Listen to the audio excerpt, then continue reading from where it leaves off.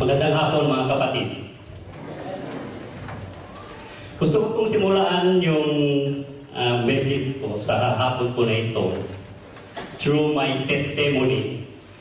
Maaaring ilan sa inyo ay hindi pa po nakakilala si Pastor Amor on how God called me into the ministry. Dumating po ako dito sa Bahrain 1988, sorry po. Nagising kayo, no? At ako po ay isang lumaki sa isang pamilya na nakatira sa malapit sa dagat. Ibig sabihin, kami po ay isang mangingisda. Ang aking tatay ay siya po ay isang mangingisda at nagsimula po akong magtrabaho noong ang edad ko po ay 6 years old. At sumasama po ako sa aking tatay at hanggang ako po ay lumaki bilang isang mangingisda na rin. Dahil sa kahirapan, hindi po ako nakapagpatuloy sa pag-aaral. Dahil ang tatay ko po noon ay may edad na. At ang ginagawa ko po upang may pagpatuloy ko po, yung pag-aaral ko ay pagdating sa gabi ako po ay nangingisda upang mayroon po akong magamit sa pag-aaral. Dumating po yung point na marami akong karanasan at hindi ko po inasikaso yung pag-aaral. At nalulog po ako sa iba't ibang bisyo. Nandun po yung alak, sigarilyo, alam niyo na po yung buhay ng isang kabataan kapag wala po kay Kristo. Maaaring ilan din po sa inyo ay nakaranas ng ganito.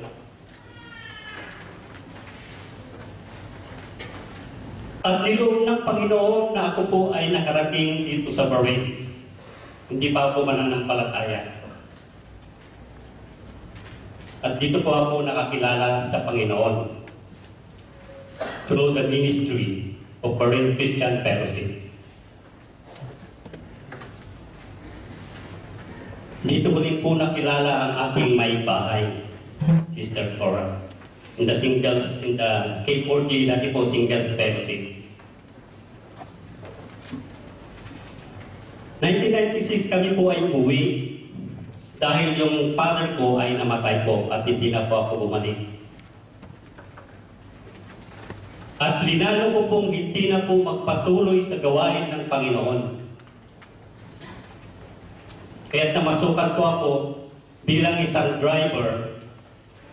At sa aking pagtatrabaho ay maraming mga sitwasyon na kung saan ay ako ay naghingit sa kamatayan, sa mga aksidente. But praise God, dahil tunay nga po na siya po ay nag-iingat sa atin. Sabi ko sa Panginoon, titigilan ko po ang trabaho kong ito. Gusto ko pong sumunod sa iyo. Linoob po ng Panginoon, ako po ay nakabalik dito sa Bahrain. And that 6 months, hindi rin po ako naging masigasig sa Panginoon. But there is something God telling me to my heart to do something with the glory of God. And that's why I am here this afternoon to share the Word of God on how He can call us. Maaaring tinawag din po tinawag po ng bawat isa sa iba't ibang sitwasyon, sa iba't ibang kaparaanan ng Diyos. We are called to follow Jesus. And I praise God. As instruments of God, I am here to preach the gospel of the Lord. Punihin po ng Panginoon. Sa hapon po na ito, tignan po natin yung ating teksto, yung ating binasa doon sa Luke chapter 5 verse 1 to 11, makikita po natin dito na 4 na bagay on how God calls you into a ministry.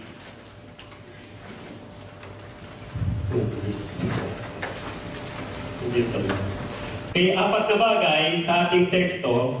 Una-una, ito na po. Ang bilis Salamat kapatid. Listen to the Word of God. Okay? Makinig sa salita ng ating Panginoon.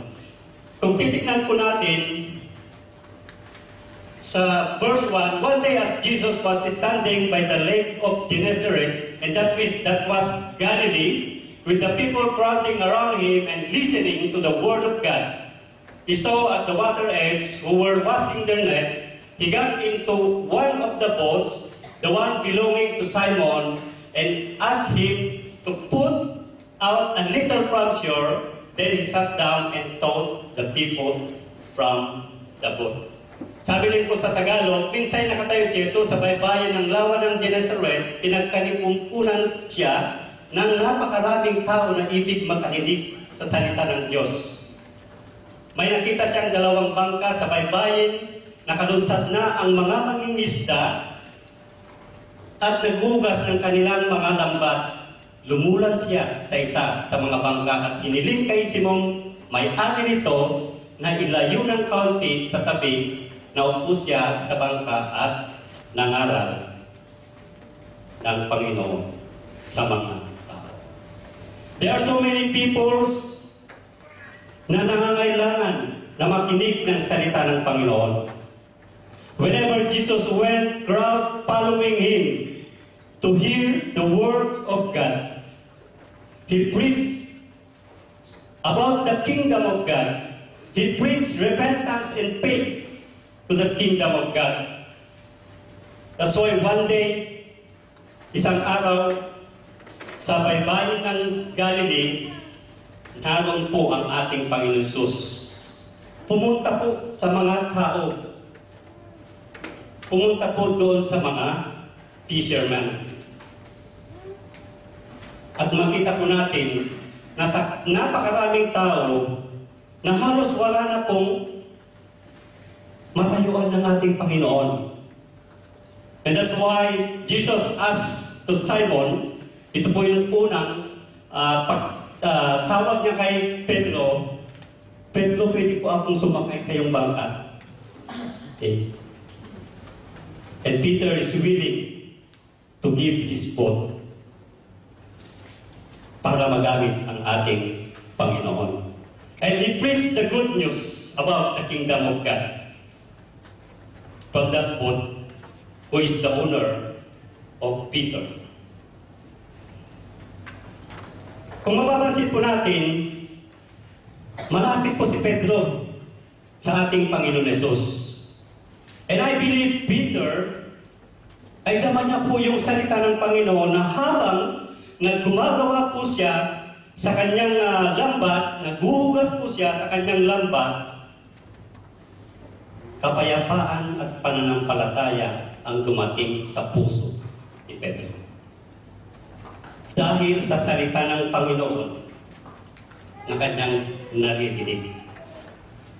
Imagine po natin mga kapatid, noong that time na wala pa po tayo kay Kristo, nung ibinahagi sa atin ang mabuting balita ng kaligtasan, nakakaramdam po tayo na parang hindi natin maipaliwanag na kapayapaan na nagmumula sa Diyos. Napakarami pong taong nangangailangan ng kapayapaan. Napakarami pong taong nangangailangan ng pag-asa. And it is happen only if someone is sharing the Word of God. Kung kaya't gayon na lamang ang mga tao ay lumapit sa ating Panginoon Jesus upang makinig sa salita ng Panginoon. And we are listening to the Word of God. Patuloy po tayong nakikinig sa salita ng Panginoon. Every Sunday, every Friday, every Bible study, we are hearing the Word of God.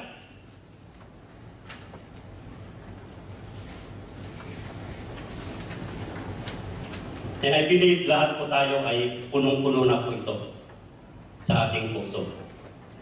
And God wants you, to want to pull you to share what you have heard. Sabi po ni Apostol Pablo kay Timothy, kung ano po yung narinig mo, yun po yung sasabihin mo. Marami po siyang narinig kay Apostol Pablo na turo. At marami din po tayong naririnig ng mga katuruan patungkol sa salita ng Panginoon, patungkol sa pagliligtas ng Diyos, patungkol sa pagpapatawad ng ating mga kasalanan.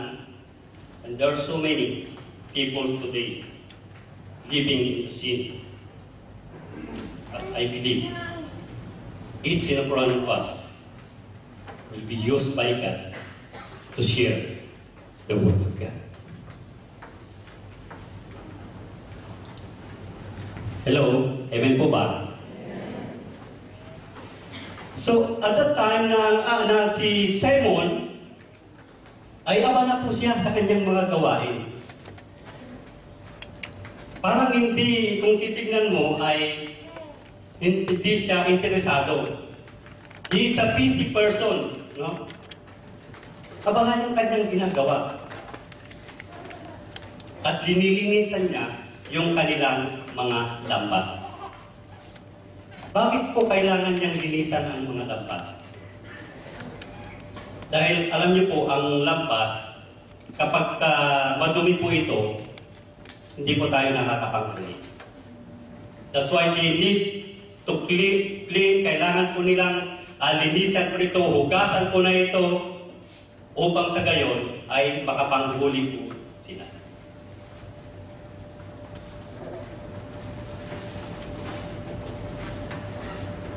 Okay. So, naniniwala din po ako, and I believe, nung habang nagsasalita ng ating Panginoon Jesus, He speak also about the way how to catch fish. Kung kaya pagdating po sa verse 2, pangalawa po, you are called to obey the command of Jesus. So una, you are called to listen God's word. Pangalawa, obey the command of Jesus.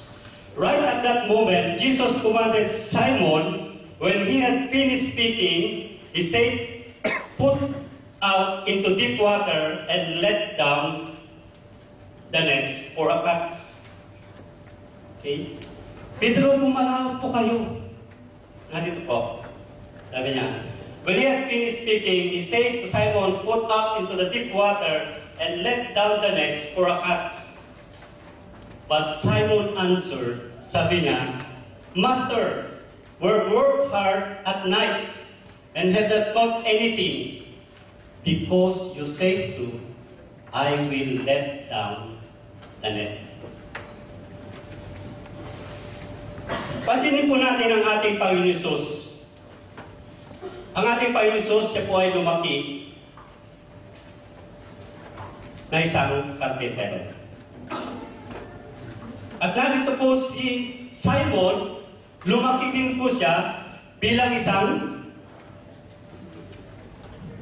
fisherman. Salamat po kapatid. Bilang fisherman. So, he is a fisherman. He is a professional fisherman. Kung titignan po natin na kung si Pedro ay alam niya po kung kailan po low tide, kung kailan pong high tide, kung kailan po mayroong mahuhuling isda, kung saan po niya ihuhulog ang lambat. He is a professional fisherman. Narito po ang ating Panginoon Jesus. Sabi niya, Simon, ihulog mo ang iyong lambat upang ikaw ay makapanghuli. Ang sagot ni Pedro, sabi niya, Master, we worked hard all night and have not caught anything. But because you say so, I will let down the net. Dahil sinabi mo, ngunit dahil sa sinabi nyo, ihulog ko ang lambat. Kayo na lamang yung kapangyarihan ng salita ng ating Panginoon. Yung kuman niya kay Pedro, nagsabi din po siya ng totoo, wala kaming nahuli kinagabihan. Pagkatapos, nung sinabi ng ating Panginoon Hesus, ito po ay araw, na supposed to be ang isang mangingisda, kapag ito ay manghuli ng isda ay sa gabi. Tama po? Pansinin po natin ang ating Panginoon. Nung sumunod po si Pedro, ang sabi niya, nung sumunod sa kuman ng ating Panginoon Hesus, ihulog mo ang iyong lambat. At kasama po nila ang ating Panginoon Hesus. And we know that Jesus Christ is the light of the world. Siya po yung nagniningning sa sanlibutan.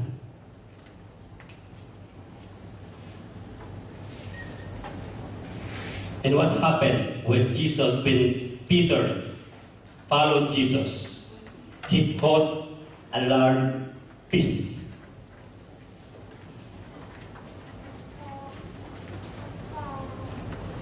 Ngayon nga ang ginawa nila at sa dami ng kanilang huli ay halos magkasisira ang kanilang mga lambat. Kaya ginawayan nila ang kanilang mga kasamahan na sa ibang bangka upang patulog. At lumapit naman ang mga ito na puno ang dalawang bangka. Makikita po natin dito is we need the cooperation. Dapat mayroon po tayong cooperation ng bawat isa. Sa dami ng kanilang nahuli, ay nandun yung pagtutulungan po nila para kunin ang mga isda.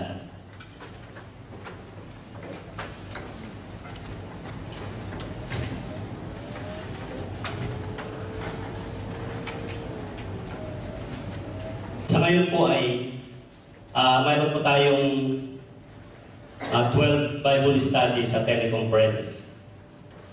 And we need teachers for the teleconference. We need your help.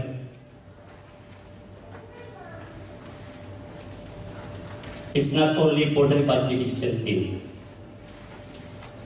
but dapat po tayo ay magtulungan.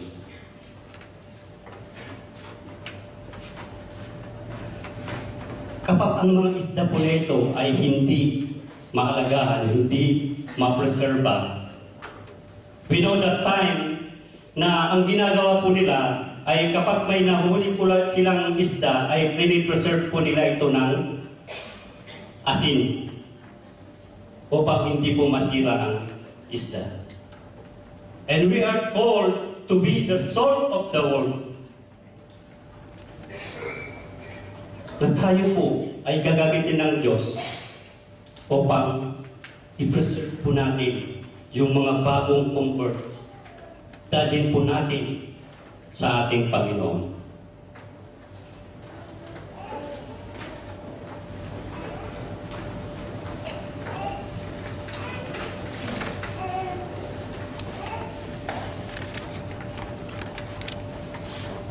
When Peter cast out his net into the deep water in obedience to the command of Jesus, he caught a large fish. He called us to obey the command of Jesus. Kung titignan po natin ay napakarami pong mga command ni Jesus. Nandun po yung tagubilin niya ang mga disipulo nung siya po ay aalis na. Go and make disciples of all nations, baptizing them in the name of the Father, and of the Son, and of the Holy Spirit.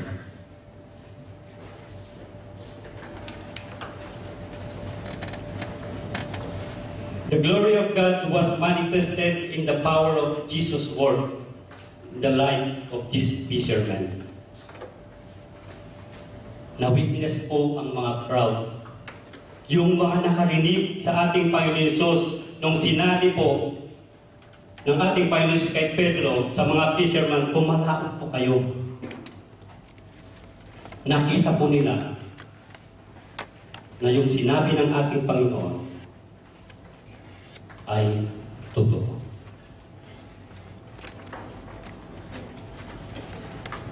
At doon, na-witness po nila yung kapangyarihan ng salita ng ating Panginoon. There is power in the Word of God in our life kung ito ay ating susundin. Kung ating ipapamuhay po na ito. A disciple of Jesus should let the power of God be manifested through his faith and obedience to the command, so that many can live to the kingdom of God. Amen? So, naroon po, listen to the word of God, obey the command of God, and humble ourselves to the Lord. Humble ourselves to the Lord. When Simon Peter saw this, he fell at Jesus' knees and said, "Go away from me, Lord. I am a simple man." For he and all his companions were astonished at the catch of fish they had taken. And so were James and John, the son of Zebedee, Simon's partners. Then Jesus said to Simon, "Don't be afraid. From now on, you will catch men." So yung pangatlo po is humble ourselves. Peter immediately fell down at Jesus' feet and confessed. Kung titignan po natin mga kapatid, this is the first BBR that's happened in the New Testament. No? They humbled themselves. Sino pong na-BBR na po dito? Oy, marami na po. Marami na po. Yung ano lang isa. Yung switch. Hello. Salamat po. Alam niyo po ba yung BBR? Now, mayroon na po tayong pang-5 batch. Okay? Na doon ay napapakinggan po natin yung mga salita ng ating Panginoon. No? Doon po tayo nakikita po natin yung ating sitwasyon, yung ating kalalagayan. Kaya pagkatapos ng BBR, you will never be the same again. The same like Peter, nagkaroon po siya ng BBR. Una nakinig po siya sa salita ng Panginoon. Pagkatapos siya po ay sumunod at nakita niya ng miracle ng ating Panginoon at gayon na lamang yung kanyang confession. Peter encounter with Jesus was a life-changing. He realized who Jesus is, and his life, the whole will turn around. So, kung titignan po natin si Peter, he realized na nakita niya yung kanyang kalalagayan. Nakita niya na he is not worthy with the Lord. Hindi po siya karapat-dapat sa Panginoon. At gayon na lamang, yung pagkakita niya, yung presensya ng ating Panginoon Jesus na siyang umantig sa kanyang puso, ay nandun yung nagdala sa kanya ng kanyang confession with the Lord Jesus Christ. Kaya nga pagdating sa BBR, yung nabanggit ko kanina, no? Yung mga message ni God, doon tayo i-encounter. Doon ipapakita kung sino po tayo sa Kanya. And within that presence of God, we realize that we are sinners. We realize that we need to come with the Lord with a humble heart. The same like Simon Peter. Gayon din po kay Isaiah. Sa Isaiah chapter 6 verse 5. Sabi niya, "Woe to me, I cried, and I am ruined, for I am a man of unclean lips. I am a simple man."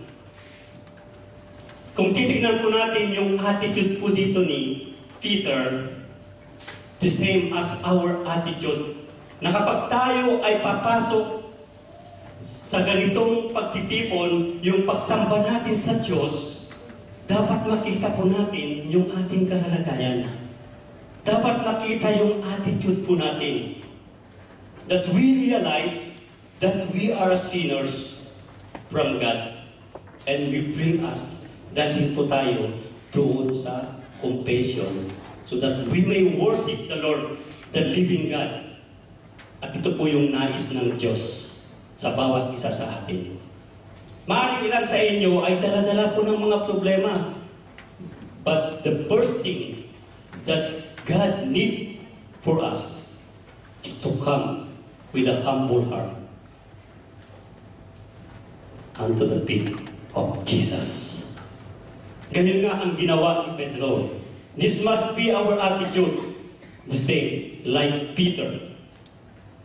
Kung titignan po natin, if we want to follow Jesus, this is the prerequisite ng isang susunod, isang disipulo ng ating Panginoon Jesus, that we are admitting that we are sinners. And by that, God will give us forgiveness. His compassion become a resume for His service. Hindi lang po ito ang pagkakataon na na-meet ni Peter si Jesus.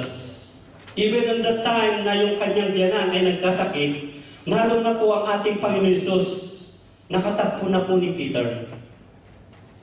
Even kay Andrew, kay John, kay James, they witnessed Jesus nung siya po ay nagpabaptize. Dahil sila po ay disciples ni John the Baptist. Pero sa pagkakataon po na ito, nung ang ating Panginoon Jesus ay pumunta sa kanilang working place, this is the time that Jesus called them to obey. That Jesus called them into a service. It's another to know who we are before God and humble down before Him. Like Peter encountered to Jesus, we will never be the same again if we want to encounter with the Lord. Mayroon pong BBR. Ulitin ko po, mayroon po ulit BBR. Yung mga hindi pa po nag-BBR. Okay. Amen? So, pang-apat po,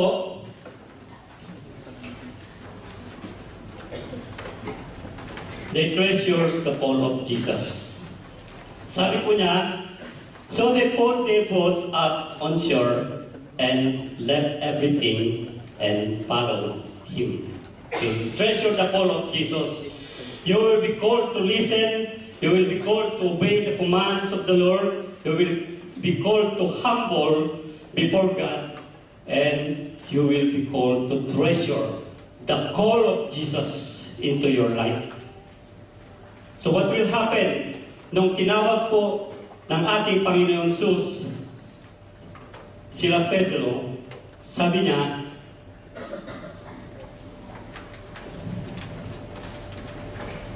sabi po dito, na mula ngayon, mamamalakaya ka ng mga tao. Okay. Mula ngayon, mamamalakaya na ka ng mga tao. From now on, I will make you fishers of men. Hindi po naunawahan ni Pedro po yun, pero sumunod po siya. Si Peter. Sumunod po itong mga kasamahan niya. They follow Jesus' command. At kung papansinin po natin, nagkaroon po sila ng personal experience with the Lord. Kasama po nila ng ating Panginoon Jesus. Kung saan po siya pumunta, kung saan po siya mangaral, narito po sila ngayon, sila Pedro. Because Jesus, if He called you Jesus, He will train you, He will equip you, He will make you a fishers of man. Gagawin kitang mamalakaya ng mga tao. Pagkatapos po ng BBR, mayroon pong ginagawa po natin. We have the training, the SON. Mayroon po tayong SOM. Napakarami po. ang pag-aaral. Napakarami po ang training po natin ng Berean Christian Fellowship, and I believe each of one of us will be trained to go upang mamalakayan ang mga kaluluwa. Mayroon na pa po tayong linilid. Mayroon na pa po tayong dinidisciples.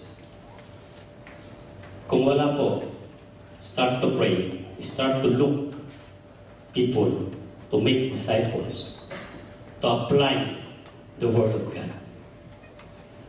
Kung kaya't nung pagkatapos si Pedro, nung ng ating Panginoon Jesus ay nangangaral, ang tanong ng ating Panginoon Jesus sa kanyang mga disipulo, ano ba ang pagkakilala ninyo?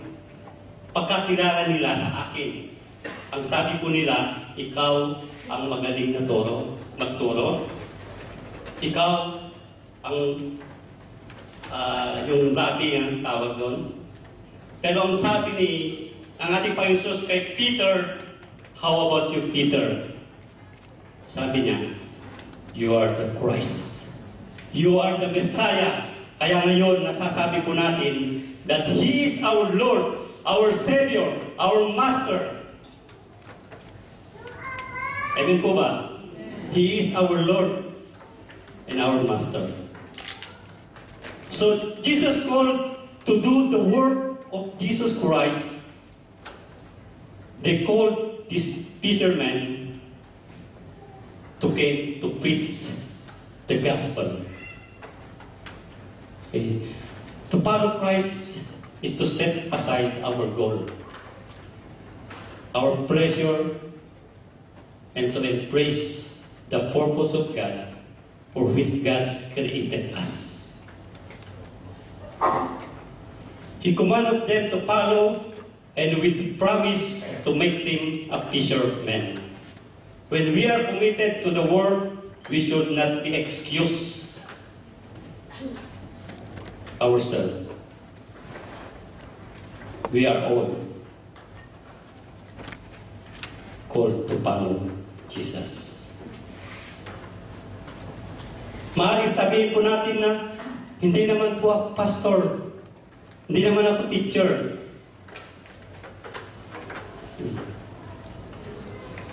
But God wants us to follow Him, to do the work of disciples to others.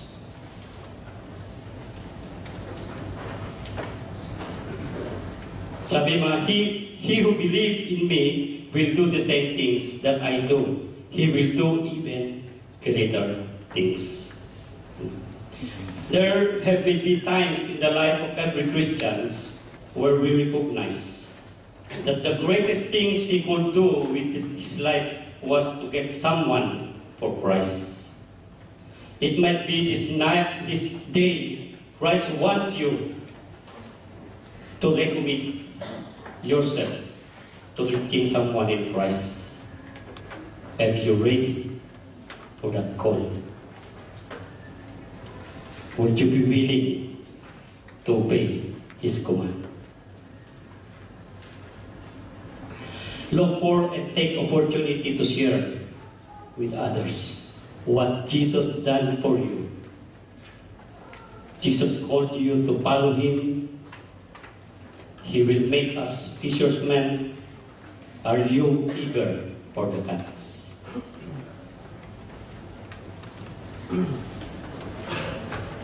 Sabi ko dito, we all as believers in the Lord Jesus Christ are called. And we are called not only to be saved, but we are also called to go and serve with the Master, with the King of Kings. Okay. Now I challenge you mga kapatid, today, as you listen to the Word of God, as you responded to obey the Lord, as you humble yourself before God and treasure the call,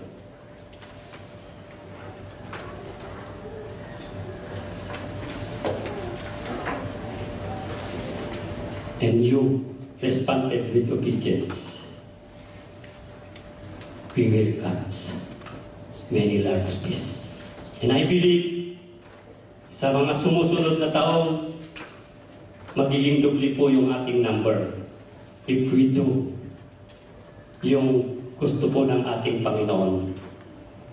Parati po akong nakaupo doon sa itaas. And I'm looking for all those chairs on the top that are vacant. At yung mga kaluluwang dapat na uupo doon, ay tayo po ay hinihintay upang dalhin po natin sila. Remember our vision as BBF to enlarge the tent. If we are not working the vision will perish. But if we move on and follow the command of Jesus, the same as the fisherman on that day, it will happen within us in this congregation. And I praise God, ang Panginoon ang magbibigay sa atin ng kalakasan. Tayo po'y manalangin.